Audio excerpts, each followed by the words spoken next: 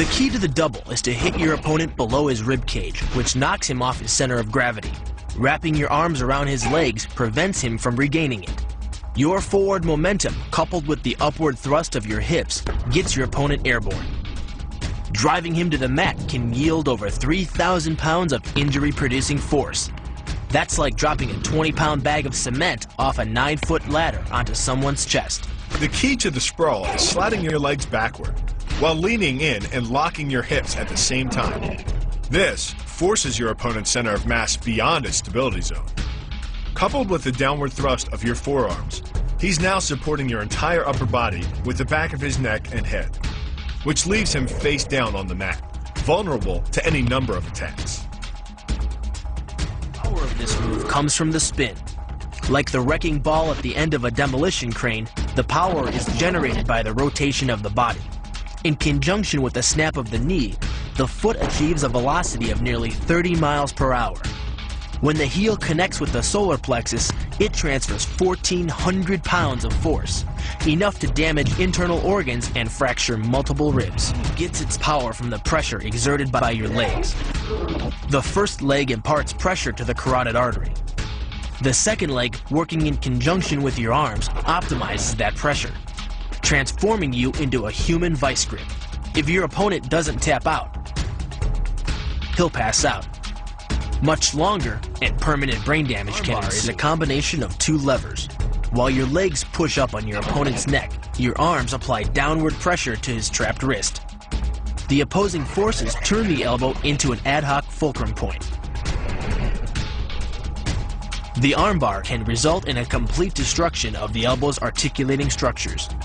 The move is difficult but devastating. There's no opposing object to push against, so all the energy of the move must come from the momentum of the leap and the acceleration of the kick. The snapping motion of the lower leg functions much like a coiled spring. When unleashed, the kick reaches impact speeds of 20 miles per hour and delivers up to 400 pounds of force to the opponent's chest. The key to this synergy of speed and power is punch technique, punch location, and punch frequency. With your elbows tucked in behind your fist, the energy of each punch is maximized.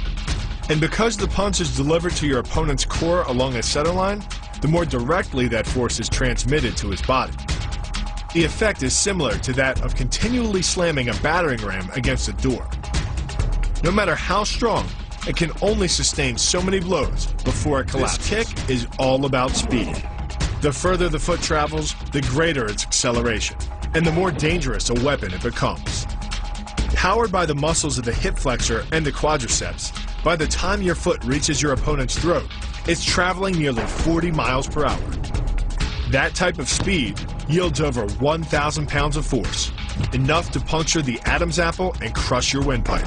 The power of the takedown is derived from the simple mechanical advantage you hold over your opponent.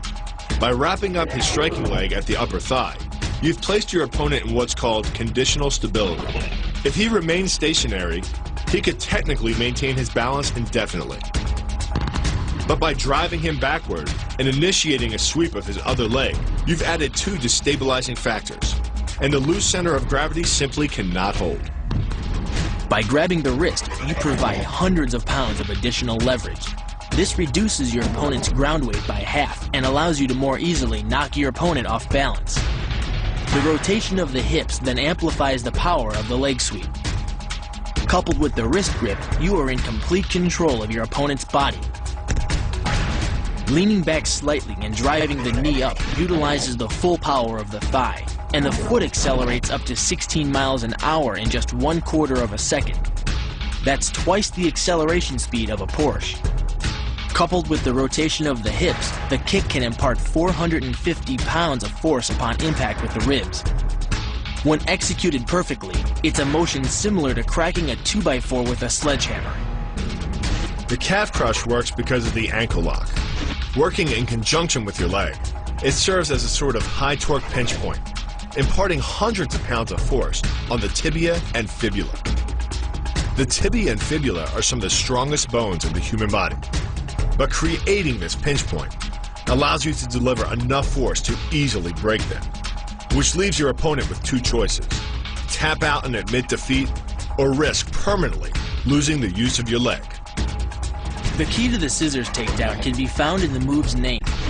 Throwing your legs around either side of your opponent, one high on the torso, the other just in the crease of the knee, provides you with a lever on either side of his body. It's literally like a piece of paper between two blades of a scissor, only instead of slicing through paper, you're using a combination of potential and kinetic energy to cut through your opponent's center of gravity. The downward force exerted on his gi pulls your opponent across his tipping point. Along with your body weight, you generate enough instability in your opponent to drive his body to the mat, like a child tossing around a rag doll. The hip throw capitalizes on the body mechanics of both you and your opponent. Thrusting your hips into your opponent's waist creates a pivot point around which his arm is the lever. With your legs between his, you've created a center of gravity significantly lower than your opponent's. This imparts maximum instability and helps you maintain control while throwing him over your hip. The throw, coupled with the downward force of gravity, generates a speed of 8 miles per hour, which can create more injury-producing impact energy than falling down